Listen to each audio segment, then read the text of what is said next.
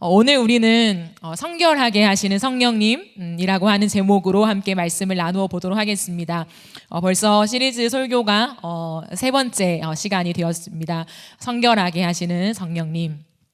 네, 여러분 하루를 살아가면서 꼭 확인하는 게 있나요? 여러분의 삶 속에서 나 하루를 살아갈 때 이거는 꼭 확인하는 것 같아.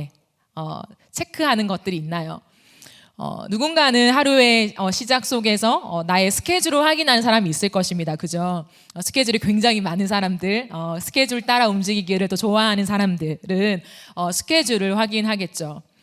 또 누군가는 열심히 다이어트 하시는 분 있나요? 네, 여름이 다가오고 있습니다. 네, 다이어트 하시는 분들은 몸무게를 확인하죠. 그죠? 몸무게를 확인하며 누군가는 내가 오늘 무엇을 먹었는가를 확인하고 정리하는 사람도 있을 것입니다. 누군가는 주식을 확인할 수도 있고요. 내 통장의 잔고를 확인할 수도 있고요. 인스타를 꼭 확인해야 되는 사람도 있을 수 있고요. 그죠? 여러 가지 우리가 삶을 살아가면서 하루라는 시간 동안에 참 바쁜 일상이지만 이거는 꼭 확인해 라는 것이 있다는 것입니다. 각자마다 다르겠죠. 근데 여러분 혹시 하루를 살아가는 동안에 그 체크하는 내가 꼭 확인해야 돼 라고 하는 리스트에 마음이 있는 사람 있나요? 나는 내 마음의 상태를 매일마다 꼭 확인해야 돼 라고 생각하며 그렇게 살아가는 사람 있나요? 거의 없는 것 같아요. 우리가 바쁜 현대인의 삶을 살아가면서 내가 꼭 이거는 해야 돼 라고 하는 것들이 있는데 그 속에서 내 마음을 확인하는 사람은 참 드문 것 같습니다. 그러나 우리가 하나님과 함께 살아가는 삶에 있어서 많은 것을 놓칠 수 있지만 꼭 확인해야 하는 것, 오늘이라는 시간을 살아가면서 꼭 확인해야 되는 게 우리의 마음이에요. 왜냐하면 성경을 보니까 잠언 4장 23절을 보면 이런 말씀이 있어요. 띄워주시면 됩니다. 모든 지킬 만한 것 중에 더욱 내 마음을 지키라. 생명이 근원이 이에서 남이니라 라고 말해요. 모든 지킬 만한 것 중에 이거는 반드시 지켜야 되는 것, 마음이라는 거예요. 왜냐하면 마음이 생명의 근원이라고 말씀하고 있습니다. 그렇기 때문에 마음을 꼭 지켜야 한다는 거죠. 근데 여러분 가만히 생각해 보면 우리는 삶을 살아가면서 이런 사람이 있어요. 저는 제 마음을 잘 모르겠어요 라고 생각하는 사람, 말하는 사람 있나요? 누군가가 너 오늘 마음이 어때? 너 요새 마음이 어때? 라고 하면 제 마음을 잘 모르겠어요 라고 하는 사람이 있어요. 근데 이 마음이라고 하는 것은 눈에 보이지 않잖아요. 그죠? 네, 인간의 중심을 말해요. 마음이라는 것은 인간의 중심인데 그렇기 때문에 내 마음을 잘 모르겠어요 하는 사람은 돌아봐야 될 게 뭐냐면 내가 오늘 어떤 생각을 많이 했는가, 그리고 내 감정이 어디에 많이 휘둘렸는가, 또는 내가 오늘 어떠한 말을 많이 사용했는가 를 점검하면요 사실 내 마음을 쉽게 확인할 수 있어요. 이렇게 우리는 마음을 확인하며 내 마음의 상태를 알고 살아가는 게 굉장히 중요하다는 거죠. 조금 더 이어서 말씀을 드리면 이 마음이 왜 그렇게 중요하냐면 생명이 근원이 여기서 나온다. 어쩌면 조금은 어려운 말일 수 있잖아요. 근데 우리가 예수님을 믿고 난 다음에 믿기 전과 믿은 후에 변화가 있어요. 아주 확연한 변화, 너무 중요한 변화가 있는데 그 변화가 뭐냐면 마음의 변화예요. 왜 하나님이 그토록 마음이 그렇게 중요하단다 라고 말씀하시냐면 예수를 믿는 자에게 마음의 변화를 주님이 주셨다는 거예요. 인간 중심의 변화를 주셨어요. 오늘 이것을 좀 나누길 원하는데요. 저는 좀 많이 고민하면서 여러분과 함께 두 가지 이미지를 좀 떠올렸으면 좋겠다는 생각이 들었어요. 두 가지를 좀 떠올려 보시겠어요? 첫 번째는 뭐냐면 텐트예요. 텐트 알죠? 캠핑 갈 때 텐트 치는 거. 그 텐트가 하나 있고요. 또 하나는 집이에요. 집. 먼저 우리가 예수님을 믿기 전에 우리의 마음의 상태를 한마디로 정의한다면 저는 텐트라고 말하고 싶어요. 예수 믿기 전에 우리의 마음은 텐트다라는 것은 무엇을 의미하냐면, 여러분 텐트 쳐봤어요? 텐트 안 쳐봤어요? 텐트 치는 거 구경은 해봤죠. 근데 텐트를 칠 때 제일 중요한 게 뭐예요? 몰라요? 텐트 칠 때 제일 중요한 건 텐트 대죠. 대가 있어야 결국엔 텐트가 지어지고 완성이 되고 그 안에 들어가 쉴 수 있는 거잖아요. 그러면 그 수많은 우리가 텐트를 튼튼하게 짓기 위해서 대를 계속해서 세팅한다는 거예요. 우리가 예수님을 믿기 전에 끊임없이 우리는 우리의 마음 또는 우리의 삶에 텐트를 짓기를 원해요. 왜냐하면 사람이 궁극적으로 추구하는 게 뭐냐면 안정감이거든요. 내 삶에, 내 마음의 안정감을 추구해서 사람은 걷게 되어 있어요. 그렇기 때문에 마치 내가 거주할 수 있는 곳을 짓기 위해서 텐트를 짓는다는 거죠.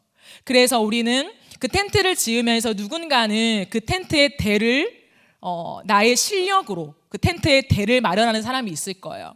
누군가는 사람과의 관계라고 하는 텐트 대를 마련해서 나의 마음을, 나의 삶을 열심히 안정감 있게 세우려고 시도하는 사람이 있을 것입니다.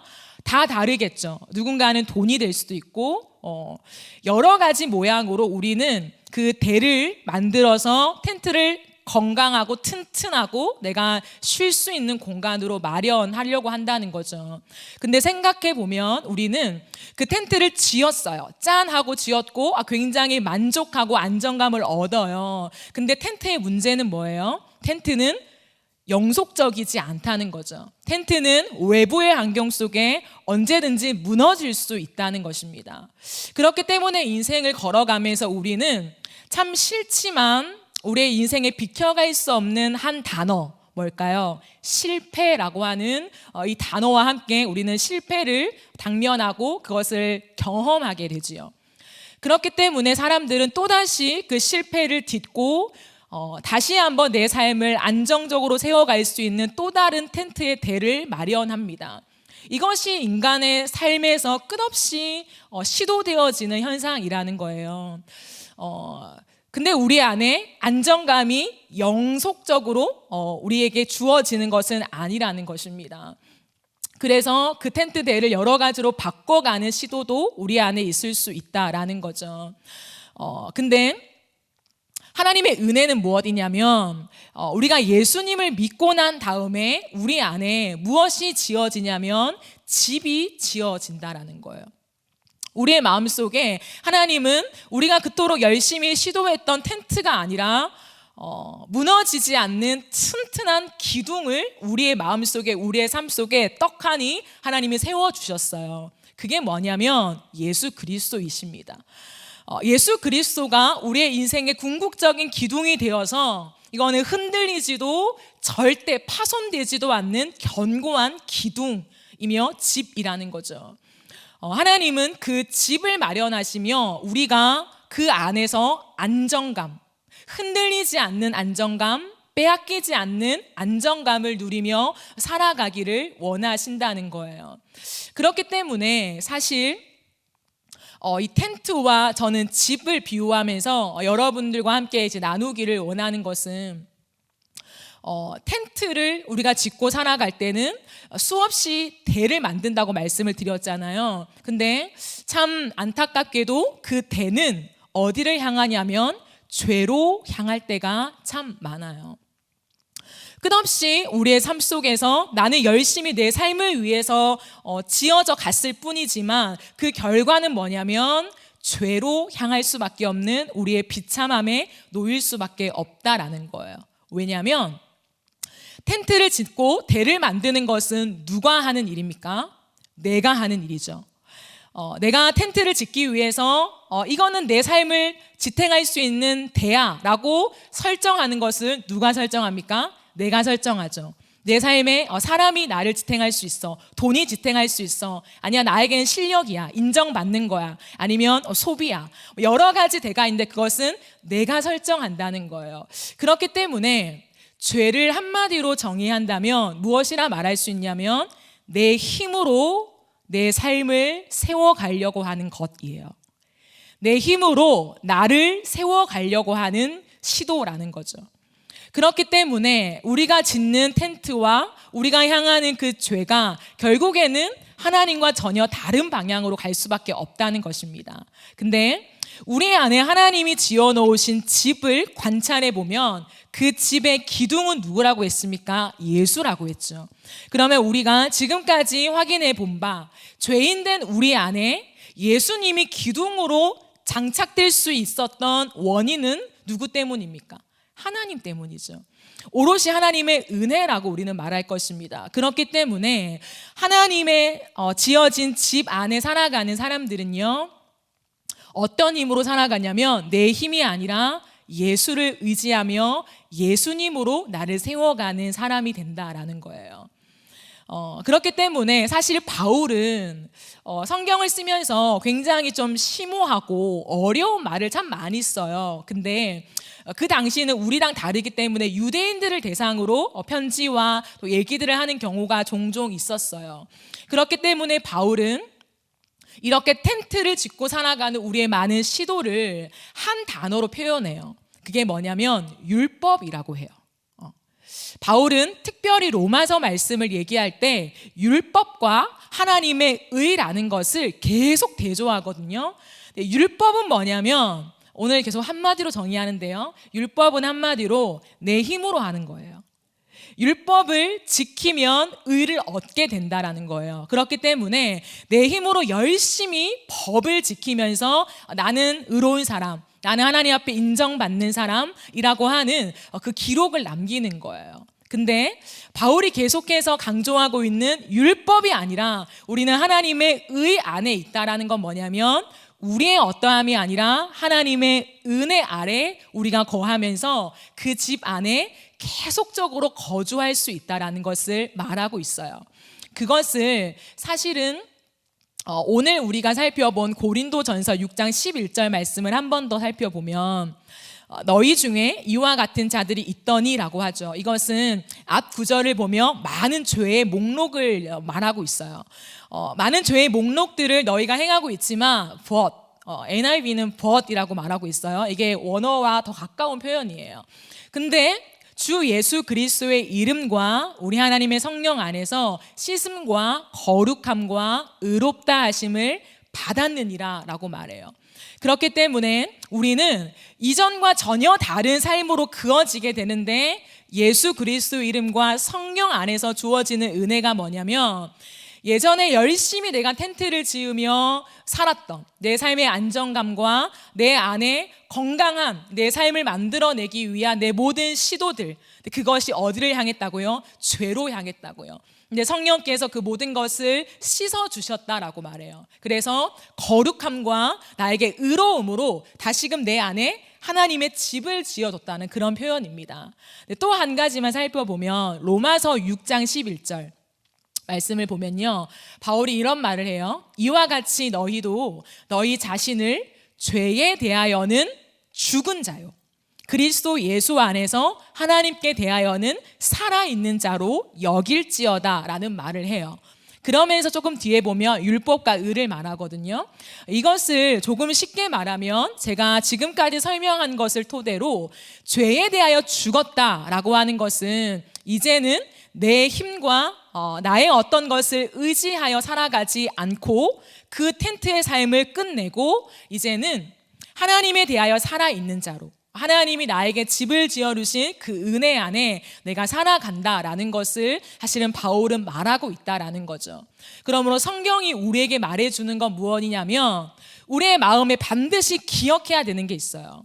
이 두 이미지를 기억하면서 내가 텐트를 짓고 살아갔던 내 모든 과거가 이제 끝났고 예수를 믿는 순간에 하나님의 은혜로 내 마음에 내 삶에 새로운 하나님의 집이 지어졌다. 그래서 그 기둥은 예수 그리스도이시며 우리는 그 집 안에 거할 때 세상이 줄 수 없는 안정감과 평안을 누리며 살아갈 수 있다라는 거예요. 그렇기 때문에 우리는 이것을 하나님이 우리에게 거듭나게 하시는 은혜 속에 주어진 선물이라고 고백합니다. 오늘 우리가 더 살펴봐야 할 게 뭐냐면 그런데 우리의 삶에는 끊임없이 죄를 향하고 끊임없이 우리의 삶 속에 옛날의 모습을 가지고 살아가는 경우가 많다라는 거죠. 성경은 분명히 죄에 대하여 죽었고 하나님에 대하여 살았다고 바울이 고백했는데 내 안에는 죄가 안 죽은 것 같은데, 여전히 내 힘과 내 의지로 살아가고 또한 많은 죄의 목록들을 나는 내 삶에 짓고 살아가는 것 같은데 라고 의아해하는 사람이 있을 수 있을 것입니다. 근데 이것은 바울이 우리 안에 하나님께서 주어지는 은혜가 텐트가 없애고 하나님의 집을 마련한 건데, 이것은 이제는 옛날에 죄의 습관들을 완전히 끊어내는, 그러니까 완벽한 집으로 하나님 우리를 세팅했다라는 말은 아니에요. 하나님의 집과 기둥이 세팅이 되었습니다. 그러나 그 집이요, 하나님이 원하시는 대로 계속해서 가꾸어져 가고 계속해서 그 아름다운 모습으로 변해가는 것을 우리는 시작하고 지속해야 한다는 것을 성경은 또 말하고 있어요. 이해되시나요? 그것을 조금 어려운 말로 뭐라고 하냐면 성화라고 얘기를 해요. 그래서 성화라고 하는 정확한 뜻을 여러분과 함께 나누면 그리스도인의 삶에서 그리스도인을 더욱더 거룩하게 만드시는 하나님의 계속적인 은혜의 사역을 성화라고 할 수 있습니다. 그렇기 때문에 세팅은 되었지만 그 하나님의 집답게 우리가 계속해서 지어져 가는 영역, 그것은 성화의 단계라는 거예요. 근데 이 성화의 사역을 누가 하시냐? 성령님께서 우리 안에서 계속적으로 이 일을 하신다는 것을 말씀하고 있다라는 거예요. 그러면서 갈라디아서 5장 16절에 뭐라고 말씀하시냐면, 내가 이르노니 너희는 누구를 따라 행하라고요? 성령을 따라 행하라. 그리하면 육체의 욕심을 이루지 아니하리라 라고 말씀을 하세요. 우리 안에 하나님의 집이 지어졌고 그 집의 주인이 성령이시기 때문에 우리는 그 성령을 따라서 행하는 삶을 지속할 때에 옛날의 습관에 우리가 빠지지 않고 그 육신의 욕심에 우리가 넘어지지 않겠다라고 말씀을 하시는 거예요. 그 육신의 욕심을 바울은 계속해서 말하고 있어요. 말씀을 띄워주시면 그 육신의 욕심이 무엇인가라고 했을 때, 육체의 일은 분명하니 곧 음행과 더러운 것과 호색과 우상 숭배와 주술과 원수 맺는 것과 분쟁과 시기와 분냄과 당 짓는 것과 분열함과 이단과 투기와 술 취함과 방탕함과 또 그와 같은 것들이라 라고 말해요. 우리 안에 그 욕심의 옛날의 그 습관들이 계속해서 침투할 수 있다라는 것을 말합니다. 그런데 바울이 더 강조하는 것은 뭐냐면, 우리가 성령을 따라 행할 때에 주어지는 은혜가 있는데 그것을 22절 23절에서 이렇게 말해요. 오직 성령의 열매는 사랑과 희락과 화평과 오래 참음과 자비와 양성과 충성과 온유와 절제니 이 같은 법을 금지할 법이 없느니라 라고 말해요. 여러분 보세요. 우리가 하나님의 집으로 지어졌고 우리 안에 성령이 계세요. 그죠? 그 성령을 따라 행할 때 이 성령의 열매들이 맺어질 것이라고 말합니다. 근데 원어에 보면 성령의 열매들이잖아요. 사랑과 희락과 화평과 오래 참음과 쭉쭉쭉 나아가는 이 9가지 열매가 9가지 그러면 복수로 쓰여져야 합니다. 근데 헬라어에는 단수로 쓰여져 있어요. 그렇기 때문에 이것은 각각 따로가 아니라 사실은 한 덩어리임을 말하고 있어요.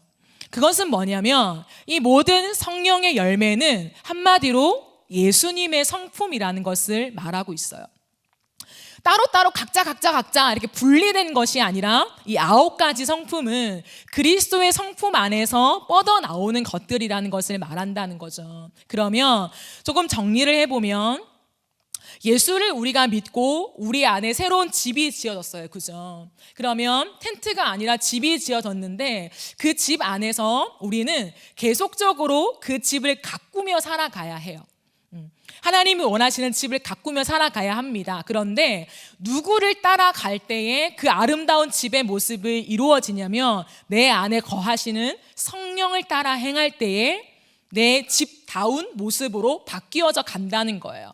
반대로 말하면 성령을 따라 행하지 않으면 예전에 행했던 이 육체의 일들이 내 삶에 계속해서 나를 유혹하고 내 안에 욕심으로 작용되어진다는 것입니다. 그러나 성령을 따라 행하면 내 안에서 그리스도의 성품을 닮은 많은 열매가 맺어진다는 거예요. 그렇기 때문에 여러분, 성령께서 우리 안에 충만하게 거하실 때 성령이 일하시는 정말 강력한 역사가 있는데, 그것이 뭐냐면 예수님을 사랑하게 만든다는 거예요. 우리의 삶 속에서 이 9가지 열매가 있잖아요. 근데 이 9가지 열매를 내가 이 열매를 맺어야지, 내가 오늘도 사랑해야지, 내가 오늘도 오래 참아야지, 그런 노력이 필요하긴 합니다. 그러나 성경은 언제나 우리가 예수님을 닮아갈 때에, 예수님을 따라갈 때에 우리의 삶 속에 이러한 열매들이 사실 자연스럽게 맺혀질 것을 말씀하고 있다는 거예요. 그러면 여러분, 누구를 닮아갑니까? 삶을 살아갈 때에 여러분 닮아가는 사람이 있죠. 누구를 닮아갑니까? 내가 사랑하는 사람을 닮아가게 되어 있어요. 내가 날마다 내가 좋아하는 사람, 그 사람을 내가 닮아가게 되어 있다라는 거죠. 바울은 성경을 통해서 끊임없이 고린도 전서도 바울이 썼고 로마서도 바울이 썼다라고 우리는 알고 있어요. 바울은 많은 성경 속에서 끊임없이 예수님을 믿기 전과 믿은 후에 확연한 변화를 말하고 있어요. 그러면서 믿는 다음에 일어나는 새로운 사람의 모습을 많이 설명해요.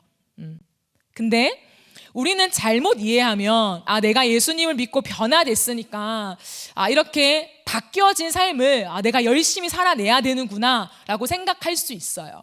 우리의 의지는 필요하지만 핵심은 뭐냐면 성령이 우리 안에서 하나님을 끊임없이, 예수님을 끊임없이 사랑하는 그 즐거움을 주실 때에 우리는 그 예수님을 닮아져 가는 내 모습을 확인하게 된다라는 거죠.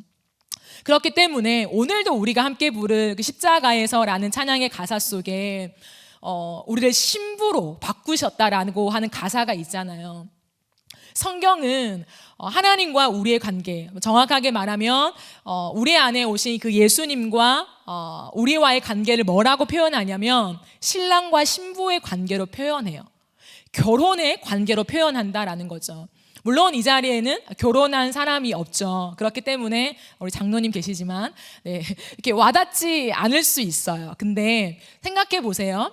한 남자와 한 여자가 만났어요. 그죠? 결혼을 약속합니다. 그러면 1차적으로 자신의 삶을 정리하죠.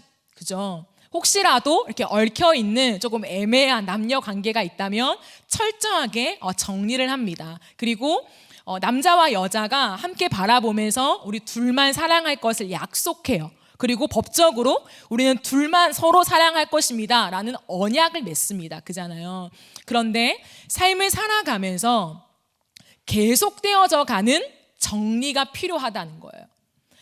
처음에 정리 다 했으니까 살아가는 동안에는 난 정리 필요 없어 라고 말하는 사람은 아무도 없을 것입니다. 만약에 그런 사람이 있다면 그 관계에 분명한 문제가 생길 거예요.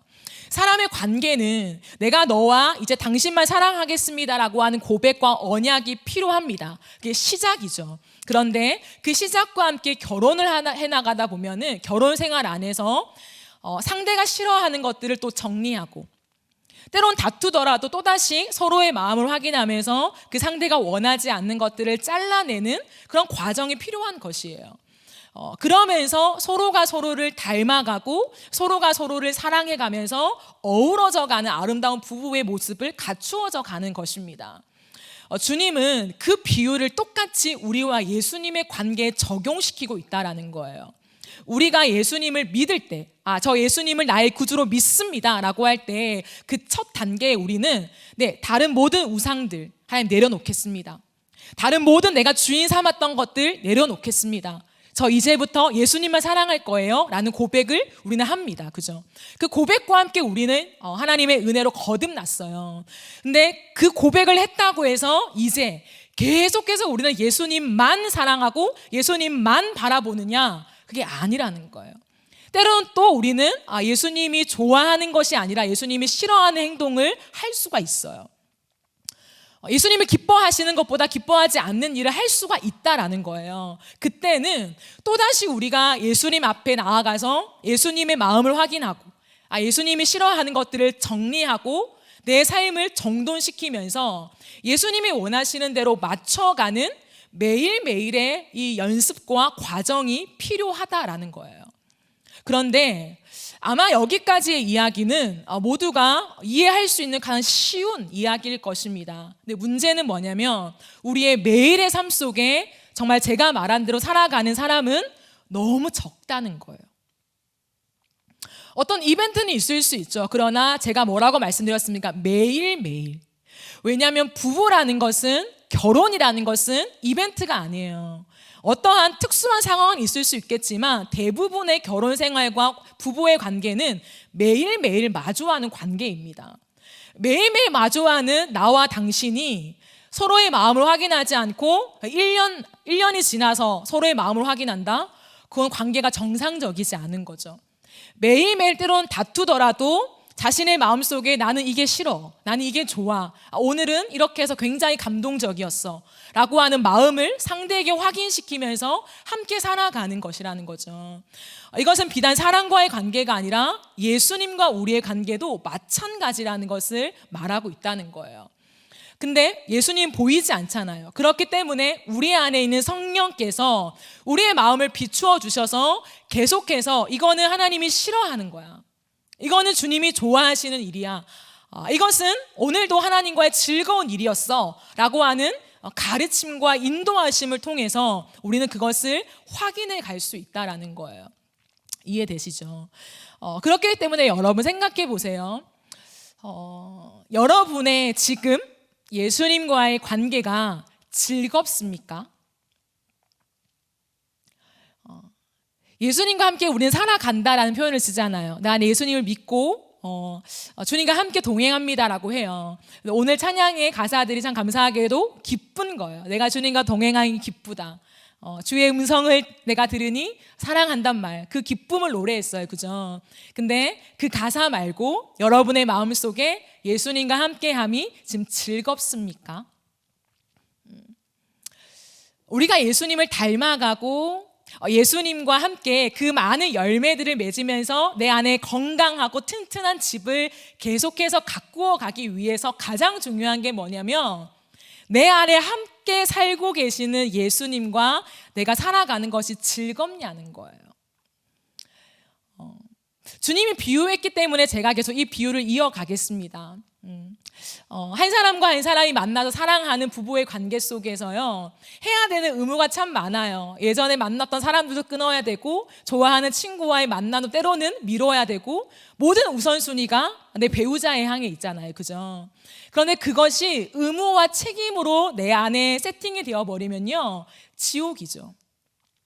그렇기 때문에 굉장히 부부 사이에 위험과 또한 위기가 오는 것입니다. 근데 가장 완벽하고 가장 아름답고 이상적인 관계는 뭐냐면 계속해서 내가 이 사람과 함께함이 즐거운 거예요. 그 즐겁다라는 것은 단순한 감정만을 말하는 게 아니에요. 때로는 막 싸우고 때로는 감정이 안 맞으면요, 마음에 미워하는 마음이 생길 수도 있죠. 그런데 제가 말하는 즐거움이라는 것은 그럼에도 불구하고 이 사람과의 동행을 지속하고 싶은 내 마음이에요. 그것이 주님과의 관계 속에 여러분 있으십니까? 많은 성령의 열매, 성령을 따라 행하자라는 수없는 말을 해도요, 그게 나에게 의무감이 된다면 아무런 의미가 없는 것이에요. 여러분 삼통체를 하세요. 말씀이 필요합니다. 여러분 큐티하세요. 여러분 기도하세요 라고 하는 말들이 늘 나에게는 어떤 의무감, 내가 그리스도인이니까 그래 하루에 한 장은 읽어야지, 그래 5분은 기도해야지 라고 하는 내 의무감과 책임감으로만 나에게 다가온다면요, 그건 너무너무 사실은 안타까운 일이지 않아요? 우리 안에 오늘도 확인해야 되는 게 뭐냐면 예수님과 함께 살아가는 것이 즐겁냐라는 거예요. 그 즐거움을 확인하지 못하면 우리는 병든 모습으로요, 어떠한 현상이 일어나냐면 옛날로 돌아가요. 즐겁지 않기 때문에 다시금 내 즐거움과 내 안정감을 찾을 텐트대를 찾고 있어요. 옛날의 모습으로 돌아간다니까요. 여러분, 왜 성경에서 죄의 목록을 그렇게 많이 나열하는데 사람들은 죄에 빠질까요? 다른 사람을 생각할 것도 없어요. 우리를 보세요, 여러분. 내 내면과 내 삶을 보세요. 성경의 죄의 목록이다, 하나님 기뻐하시지 않는 거다, 모르는 사람 있나요? 우리는 웬만큼 알아요. 근데 또 넘어지잖아요. 왜 넘어질까요? 왜 죄 가운데 빠질까요? 그 죄가 나에게 즐거움을 주기 때문이에요. 그 순간만큼은 나에게 그것이 기쁘기 때문이에요. 내가 무언가에 중독됐다, 무언가를 해야만 내 안에 스트레스가 풀린다라는 것은 뭐냐면 그걸 내가 즐거워한다는 거예요. 기쁘니까 그게 스트레스가 해소가 되는 거죠. 기쁘지 않으면 그게 나에게 더 스트레스가 쌓이는 거예요. 죄라는 것은 하나님은 싫어라고 하지만 우리의 인간의 죄의 본성으로 돌아간다면 굉장히 기쁜 것이에요. 그렇기 때문에 우리는 성경에선 끊임없이 하나님을 의지하라고 하지만 나는 내 힘으로 해보니까 잘 되는 거예요. 내가 열심히 한 만큼 성과가 나오고 사람들이 인정해 주는 것이에요. 그렇기 때문에 내 의를, 내 힘을 계속 의지해 가는 거예요. 그 안에 재미가 있는 거예요. 사람들의 칭찬이 즐거운 거예요. 기쁜 거예요. 야, 너 탁월하다, 잘한다. 이게 너무 나를 행복하게 만드는 거예요. 그러니까 그 텐트에 대를 못 놓는 거예요. 그게 나중에는 무너질 것인데 지금 내가 기쁘니까 그거를 못 놓는 거죠. 그렇기 때문에 오늘 우리가 다시 한번 확인해야 될 것은 내 안에 나는 오늘도 무엇으로 즐거워하냐는 거예요. 무엇으로 기뻐하냐는 거예요. 무엇으로 내 안에 진정한 안정감을 얻고 오늘을 살아가냐라는 거예요. 우리 안에 예수 그리스도를 향한 그 즐거움이 없다면 우리의 모든 사실 교회 안에서 신앙생활 안에서 이루어지는 것은 나를 버겁게 만들 것입니다. 지금은 해야만 하니까. 그러나 여러분, 그런 거 경험한 적 있어요? 열심히 했는데, 나도 열심히 열정이 나서 했는데 근데 힘이 빠져요. 그런 거 경험해 본 적 있어요? 열심히 주님의 일을 한다고 했는데 돌아서면 뭔가 힘이 빠져요. 육체가 피곤해서 힘 빠지는 거 말고요. 그럴 수도 있죠, 그것은. 근데 그거 말고 무언가 힘이 빠지고 무언가 내 안에 채움이 없고 일은 많이 하고 주님을 위해서 봉사는 하는데 내 마음에 채워지는 건 없는 것 같은 거, 내 안에 주님을 향한 기쁨은 없는 것 같은 거, 그거는 우리가 돌아봐야 할 우리의 마음의 상태라는 거예요. 그걸 지속하면 안 돼요. 오늘 주님께서 우리 안에 들어와서 하시는 일, 이것은 우리가 계속해서 이제는 주님을 즐거워하고 하나님을 기뻐하고 하나님을 사랑함에 있어서 많은 하나님이 원하시는 열매가 내 삶에 맺어질 수밖에 없는 삶, 그것이 성령이 우리 안에 일하시는 모습이다라는 걸 설명해요. 거기에서 이루어지는 게 뭔 줄 알아요? 성결이에요. 우리는 죄라는 걸 할 때 이제 죄의 목록들이 있고 하나님 이거 싫어하니까 이거 없애야 돼, 이거 등져야 돼. 제가 늘 말하지만 우리의 의지는 필요합니다. 그러나 그 의지가 우선순위가 되고 그 의지가 능력이 되면요, 우리는 다 무너진다는 거예요. 의지는 내 안에 성령이 계시기 때문에 내 의지와 함께 그 죄를 끊어내는 것이에요. 성령의 일하심 뭐라고요? 내 안에 주님을 사랑하게 되는 거. 내 안에 주님을 사랑해서 주님이 싫어하는 것들을 끊어내고 싶은 그 마음이 우리 안에 생겨나야 하는 것입니다. 그래야 그 마음과 함께 의지를 동원해서 이 죄를 끊어내고 정말 안 하고 단절시키고 내 삶을 새로운 방향으로 결단하며 살아가는 그 힘이 생기는 것이에요. 그것이 성결케 하시는 성령의 역사라는 것입니다. 그렇기 때문에 여러분 꼭 이것을 기억해 주셨으면 좋겠어요. 우리가 주님과의 관계에서 죄라는 것에 민감해야 돼요. 아주 예민해야 합니다. 그러나 죄의 목록에만 예민하다 보면요, 이미 죄에 빠져 있을 수 있는 경향이 많아요. 다시요. 우리가 죄의 목록, 이거 하나님이 싫어하시는 목록, 그 목록에 집중하여서 이건 죄야, 이건 하면 안 돼 라고 하는 것에 우리가 각인되어 있다면 이미 그것을 알아차렸을 때는 죄에 깊이 빠져 있을 때가 많다는 거예요. 그러면 우리는 무엇을 더 깊이 더 예민하게 바라보아야 하느냐? 내 가슴이 예수님을 사랑하고 있냐는 거예요. 예수님을 즐거워하고 있는가? 그것을 반드시 우선순위로 날마다 체크해 가야 한다는 거예요. 그 체크가 없으면 우리는 죄의 노예가 될 수밖에 없어요. 여러분, 그렇기 때문에 저는 여러분께 권면드립니다. 매일의 삶 속에요, 우리의 마음의 상태를 확인하는 시간이 반드시 필요합니다. 반드시. 그 마음을 확인할 때 여러분의 생각을 쓰세요. 여러분의 생각, 난 오늘 무슨 생각을 하고 있는가, 그 생각을 쓰세요. 마음의 상태를 표현할 수 있는 사람은 마음의 상태를 표현하세요. 내 기분도 써도 돼요. 그것을 확인해 가야 한다고요. 그리고는 그걸로 끝나는 게 아니라 그냥 일반 일기 쓰듯이 오늘 저는 기분이 이랬어요, 저는 오늘 이런 생각을 많이 했어요, 이걸로만 끝내는 것이 아니라 그 안에 내가 주님을 향한 사랑이 있는가를 확인해야 돼요. 근데 이것은 물론 여러분이 바쁘기 때문에 뭐 하루 일과를 마치면서 하루를 돌아보고 쓰는 것, 확인하는 것 중요하죠. 근데 더 중요한 것은 여러분이 가능하다면 매 순간순간, 그러니까 무시로 계속해서 내가 순간순간에 하나님과 나의 감정과 나의 마음을 올려드리는 게 참 필요해요. 짧게 여러분이 시간이 나는 타이밍이 있을 거예요. 그러면 그 순간순간에 내 마음을 하나님께 표현하고 올려드리는 그 연습들을 끊임없이 해가야 한다는 거예요. 그러지 않으면 정말 제가 많이 경험해 봤거든요.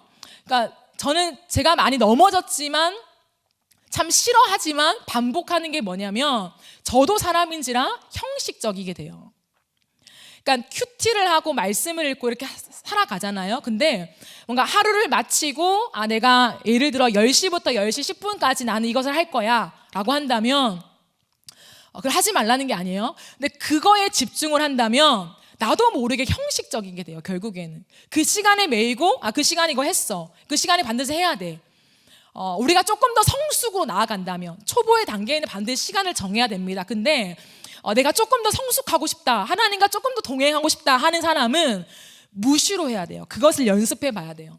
아침에 일어나서 내 감정과 내 마음을 올려드리고 내 시간이 지날 때마다 그 순간순간의 사람과의 관계 또는 내가 일어난 일들, 그 순간순간에 내가 스스로 생각하는 것이 아니라 하나님, 성령님, 제 마음이 이래요, 하나님 지금 제가 이러이러한 생각이 듭니다 라고 하는 것을 가슴과 영으로 하나님께 나아갈 수 있는 사람은 나아가고 그게 안 되는 사람은 적어보는 거. 그게 너무너무 중요해요. 저는 20대 초반에 진짜 많이 글을 썼거든요. 지금도 컴퓨터에 많이 저장되어 있는데 정말 그 순간순간에 제 감정들을 참 많이 썼어요. 왜냐하면 그걸 하나님께 기록하지 않으면 그냥 내 인간적인 마음으로 때로는 투정과 때로는 욕이 되고 때로는 분노가 될 때가 많으니까. 그래서 저는 그냥 내 감정을 그냥 쓰는 거 말고 하나님, 성령님, 예수님 이렇게 하면서 제가 매 순간의 감정들을 하나님께 올려드리는 그 시간을 많이 드렸어요. 근데 제가 어느 순간 그걸 하지 않았어요. 쓰는 걸 안 했어요. 근데 제가 이번에 성령 시리즈를 하면서 어떤 청년이 이제 성령의 시리즈 설교를 통해서 동행하고 싶은, 또 주님을 더 알아가고 싶은 그런 마음이 드니까 이제 일기를 쓴다라고 하는 청년이 있더라고요. 자기의 하루를 돌아보면서 자기의 감정과 기분과 있었던 일들을 하나님께 일기로 쓰는 모습들, 굉장히 중요한 거예요. 그래서 여러분께 소개를 드리는 거예요. 여러분이 혹시 성령님과의 동행이 너무 추상적이고 어렵다, 모르겠다 하는 사람은 그러한 일기나 아니면 여러분의 메모, 기록, 아니면 글 쓰는 게 너무 싫은 사람은 그냥 마음으로 올려드리는 내 순간순간의 기도, 그렇게 일주일을 딱 해보세요. 여러분, 내일부터 시작해서, 아니 오늘부터 시작해서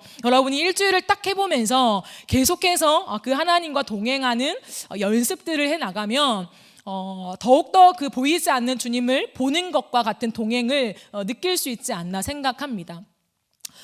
저는 오늘 말씀을 준비하면서 여러분과 함께 사실은 성결케 하시는, 우리를 깨끗게 하시고 거룩하게 하시고 우리를 자꾸만 씻어내시는 그 성령님의 좀 깊은 일하심들을 많이 나누고 싶었어요. 근데 기도하면서 그 부분을 많이 정리하고 내려놨어요. 왜냐하면 그건 다음에 기회가 된다면 제가 조금 더 깊이 있게 여러분과 좀 나누었으면 좋겠고, 오늘은 말씀을 준비하면서 계속적으로 하나님께 묻는데 제 마음에 그냥 그런 감동이 들었어요. 하나님이 우리와 참 동행하고 싶으시다 하는 마음. 성령님이 이런 분이에요. 신학적으로 우리가 성경적으로 잘 정리해서 아는 건 정말 유익하거든요, 여러분. 그런데 저는 오늘 이 시간 하나님의 마음을 좀 같이 나누고 싶었어요. 저에게 말씀을 준비하는 사역자에게 하나님 감동을 주시거든요. 근데 제가 받은 감동은 하나님이 우리의 삶에 참 동행하고 싶어 하신다. 하나님이 우리와 참 즐겁게 함께 살고 싶어 하신다 하는 마음이 참 많이 들었어요. 그러면 우리의 삶에 죄의 많은 문제들에서 사실 떠날 수 있거든요.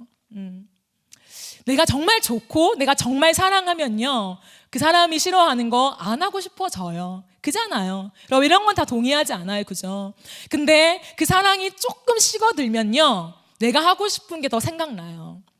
내가 원하는 게 더 올라와요. 나도 이거 먹고 싶어. 나도 이거 하고 싶어. 나 오늘 쉬고 싶어. 근데 상대방을 너무 사랑하면요, 내 것을 내려놓고 그 상대방이 원하는 것을 계속 맞춰주고 싶은 즐거움. 의무가 아니에요. 맞춰줘야만 해, 이게 아니라 그래야 저 사람이 날 사랑하겠지, 이게 아니라 그 즐거움이 생겨요. 그 즐거움을 가져야 한다는 거죠. 우리의 삶 속에요, 주님과의 즐거움을 빼앗는 것들이 진짜 많아요. 진짜. 근데 그걸 확인하지 않으면 그냥 계속 넘어가요. 그것을 여러분 잡아내야 돼요. 내 안에 하나님과의 사랑과 즐거움을 빼앗는, 내가 또다시 더 즐거워하고 나를 만족시키고 내 텐트를 쳐가는 나의 의지가 무엇인가, 나의 노력이 무엇인가, 내가 걸어가는 또 다른 새로운 발자국이 무엇인가를 매 순간마다 집어내지 않으면 많은 일들을 하고 있는데 공허해요. 하나님의 일들을 하고 있는데 힘이 빠져요. 하나님의 일들을 하고 있는데 교회 가는 게 싫어요. 그런 일들이 있을 수 있어요. 그거는 내 안에 하나님이 지금 즐겁지 않다는 증거라는 거예요. 여러분, 오늘 저는 죄에 대한 얘기를 많이 안 하려고 했어요. 왜냐하면 이게 더 중요하다고 생각했기 때문에. 그래서 성결하게 하심, 우리의 죄의 목록들 써보고 그걸 단절하고 우리가 끊어내고 결단하고 너무너무 중요합니다. 그러나 오늘은 무엇을 기억해 달라고요? 하나님이 우리와 너무너무 동행하고 싶어 하신다. 우리와 함께 너무너무 즐거워하고 싶어 하신다. 사랑하고 싶어 하신다. 그 마음이에요. 그 마음에 함께 좀 응하고 싶은 사람, 나도 주님 그래 사랑하고 싶어요, 나도 주님을 즐거워하고 싶어요 라고 반응하고 싶은 사람들, 그렇게 오늘 주님 앞에 하나님 저도요, 하나님 사실 저도 그게 저의 진심이에요 라고 말하고 싶은 사람들은 하나님 앞에 그 고백을 좀 올려드렸으면 좋겠어요. 그래서 하나님, 자꾸만 하나님을 향한 사랑을 빼앗고 하나님, 내가 다 다른 것들을 즐거워하는 많은 것들 하나님 좀 내려놓게 해주시고 진짜 주님을 사랑하는 즐거움을 나에게 가르쳐 주세요. 하나님, 매일매일 주님과 동행하고 싶은, 하나님의 음성을 듣고 싶은, 나도 주님의 감동을 좀 받고 싶은, 나를 사랑한다고 말씀하시는 그 주님의 따뜻한 음성을 들어보고 싶은, 하나님, 그런 마음이 제 안에 있거든요. 하나님, 저와 그 사랑의 동행을 해주세요 라고 하는 그 마음이 올라오는 사람들, 이 시간 우리가 찬양으로 또 기도로 그렇게 주님 앞에 나아갈 수 있는 시간이 되었으면 좋겠습니다. 우리 이 시간 함께 찬양하실까요? 우리가 찬양하며 나아가겠습니다.